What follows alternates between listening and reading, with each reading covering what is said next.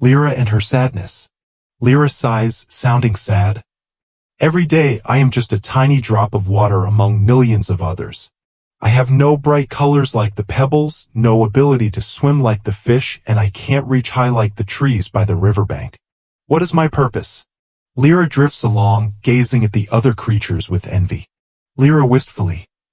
If only I could be something more special. Meeting the pebble.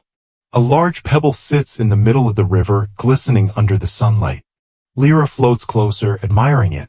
Lira excitedly. Mr. Pebble, you are so beautiful. You shine under the sun, and everyone who passes by stops to admire you. But look at me, I'm just transparent, and no one ever notices me. The pebble sighs softly, speaking in a deep voice. Lira, do you think I am truly happy?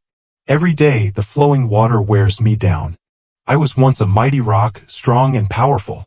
But now I am just a small pebble, and one day I will become nothing but sand. Lira falls silent, surprised by the pebble's words. Lira, I never thought about that. I always assumed you were perfect. Pebble smiling gently. Everything has two sides.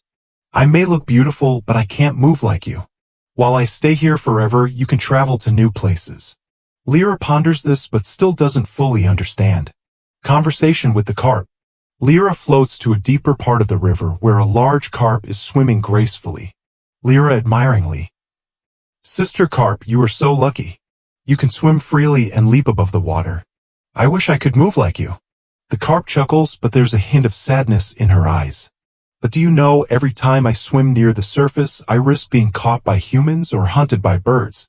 Danger is always lurking, and if I'm not careful, I will lose my freedom forever. Lira is shocked, realizing for the first time that the carp has her own struggles. Lira hesitant. I thought you only had freedom and happiness. Carp smiling softly. Freedom comes with risks. You, on the other hand, can float anywhere without fear, while I always have to be cautious. Wisdom from the ancient tree. By the riverbank, an ancient tree stands tall, its shade covering a large part of the river. Lira excitedly. Grandfather tree, you are the greatest. You stand firm against storms and never get carried away like me. The ancient tree chuckles warmly, speaking slowly and wisely. My child, to stand strong, I have endured countless storms. My roots dig deep into the earth to absorb water from the river. Without water like you, I would wither away. Lira's eyes widen as she starts to understand. So, I have a purpose too? Ancient tree nodding. Of course. You help the river keep flowing, bringing life to all creatures. Every drop of water, no matter how small, has a role to play. Realizing her own worth. The sun begins to set, casting golden light over the river. Lira continues drifting, but this time she is no longer sad. Lira smiling, voice calm yet full of confidence. I don't need to be someone else. I am a drop of water, I can travel anywhere, nourish life, and keep the river flowing. That is my purpose. Passing on the lesson. A few days later, a small water droplet drifts up to Lira. Little droplet timidly. Sister Lira, I feel so useless. I wish I could be something more important. Lira smiling warmly. Let me tell you a story. Lessons learned. Everyone has their own value. Don't think you are insignificant. Happiness comes from accepting yourself.